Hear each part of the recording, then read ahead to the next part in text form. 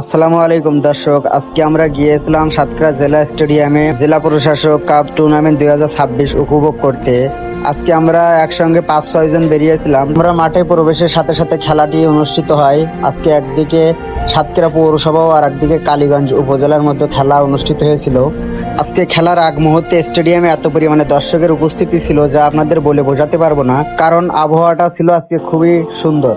আজকে প্রচুর পরিমাণে রোদ ছিল, কালকের মতো আজকে কোনো বৃষ্টি ছিল না।